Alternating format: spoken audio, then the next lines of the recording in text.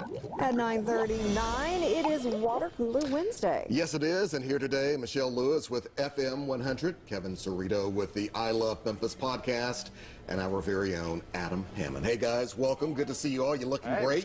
Thanks for having us. Y'all look sharp, ready Yes. to tackle it. So let's do that. Kids are being encouraged to put down their phones, tablets, and video games for an entire week. That's the idea behind Screen Free Week, which is happening right now. But forget the kids. Could you do it, Kevin? I don't think Kevin could do it. How much extra time would you have if you put down all your electronics, and how long do you think it would last? Oh, who knows? I think this is the wrong time of year to do it. We got sweeps going on, right? And the Grizzlies playoffs are happening. Exactly. And like, so these people missed the game last night with Mike Conley. Well, you could. I think you can do TV, can't you? Or I don't is it know. I all think- screens? No, it's TV as Every well. screen. Oh. Yeah, exactly. Oh, well. Michelle, what figured it about was you? just Is like- this I something? can't give up live at night. Well, we There you appreciate go. that. About time you said Is that. this worth looking into? Couldn't you pull it off yourself? I think it's definitely worth looking into. I understand it. At home, the television is called the little black box, and I had that rule: no TV during dinner, 2 hours, and homework. Could I do it? Yes, but I think now we're so dependent on technology. Binge watching on Netflix, anybody? Yes, I mean, yes. it's so hard, and I hate to say that, but I think it's a great thing for families to do together. It's an important thing for the kids, but I think it's going to be easier for the kids to do today than us, the adults.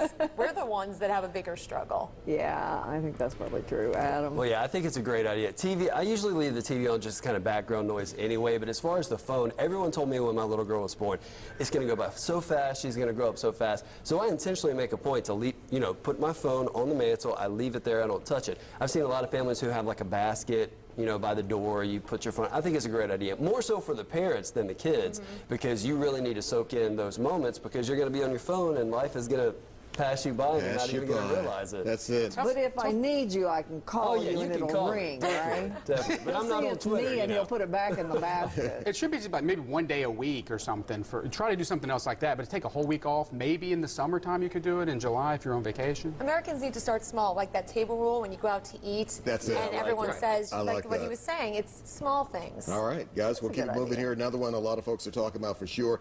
The Kardashian clan will soon tell the world what they think about Bruce Jenner transitioning from male to female. They'll have their own special in response to Bruce's TV interview. So what do you think about this being so public now that they are not one, but two specials about it? Michelle, is this overkill, or are you ready to see it? I watch them religiously, and I get it. You either love this family or you hate them.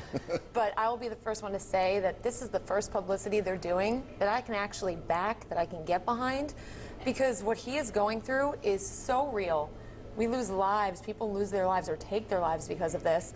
And one of the biggest parts of the progression of the transition is sitting down and telling the family. And it's a big issue that I think, deserves to be put into the spotlight, to be addressed. And one of the big things that he deals with, or she, whoever it may be, is telling the family, and then the family has their own struggle of how to cope. So you don't see it as jumping on the bandwagon? No, I don't. I think all. it's important to see how the family goes through it, because there are families out there that do go through this. Right, right. And Okay. I think it's important to see. Adam, quickly here, what about you? Well, it's Bruce's story, so obviously he can tell it however he wants. I know he came across very well to a lot of people on the Diane Sawyer interview, which, had a lot of legitimacy to that. And when you put the Kardashian mix into it, of course they have a voice in this because they're a part of the dynamic, but Sure. I would hate to see them overshadow his.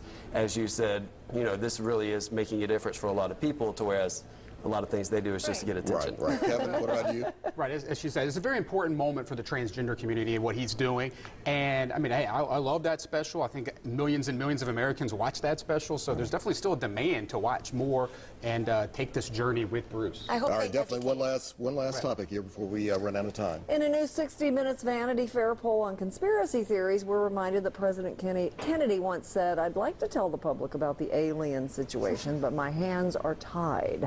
Sounds like JFK thought there was something to tell. What do you think, Adam? Adam, they say the truth. They say the truth is out there. I mean, you never know if he was joking or whatever, but listen, I mean, our sun has all these planets. every star you see is a sun and has, who knows how many planets. So it's likely there is another planet that could sustain some form of life. Probably not the green monsters like, aliens we see on TV, but some kind of life form. So I don't know. I think it's possible, and they definitely know more than they're telling us, for sure. Kevin? Ever since I've seen Independence Day, and there's that scene on the plane where the president doesn't know about it, but then other people do, so... Plausible deniability. Exactly. Plausible deniability is the quote, yes. Michelle?